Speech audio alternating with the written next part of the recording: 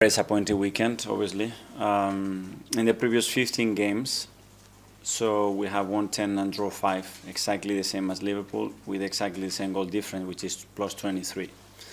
So we've been extremely consistent for the last 3.5 months, considering everything that we've been through, and we have generated that momentum. And it was that weekend where we have to do what we have to do again, once more, nothing different to the previous 15. And we got that defeat, and on top of that, they win. So when you are trying to build that momentum, and we put in so much into it, especially with the circumstances that we have, it was a very hard one to take. The reality is there's so many games to play, and you have to get back to it, and we have the levels and the consistency and the hunger to go again, and that's what we're going to do on Wednesday. But whereas for the last 2 seasons, you've been in this position where you know if we carry on winning, we're going to win the title. Now you're looking at a team 11 points clear, who just keep on going, don't they? And that must be the really frustrating thing. But you cannot control that. You know, at the end, you're going to have to set an amount of numbers to win in this league, and we're going to have to hit that number if we're going to have any chance of doing that. But we're certainly going to continue to try. Obviously, in an ideal world, you would have a fully fit squad to choose from. You don't, but you've always struck me as a manager who enjoys trying to sort of solve problems, and obviously the problem at the moment is how do you score goals. In a perverse kind of way, do you enjoy having that sort of problem to try to, right, how do we best do this?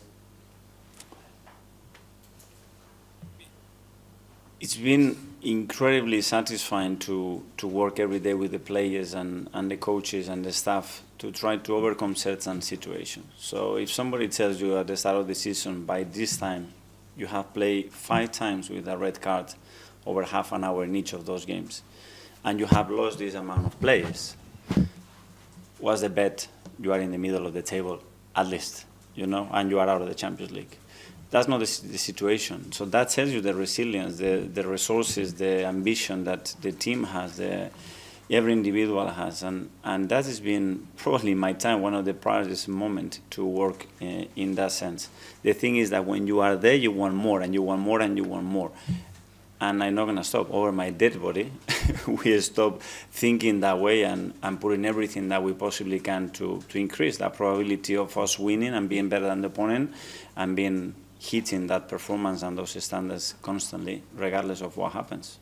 Do you think you were saying earlier about you're obviously not giving up on the titles until it's mathematically impossible, but in your heart, over my dead body, I said. Over your dead body. Yeah.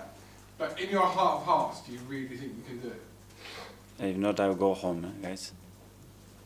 Mathematically, it's possible. You are there. You have to play every game. Suddenly, 3 days ago, we could close the gap, and you are like, you are 1.5 games away. It doesn't matter. We have to continue to go. So it doesn't feel today like you're, what we would say, clutching at straws? No, it's the difficulty. The difficulty is higher 3 days ago, yet it is higher. But, I mean, if you want to win the Premier League, you're going to have to do something special. You're going to have to win this Premier League with the circumstances that we have. Probably have to do something that nobody else has done in the history of the Premier League.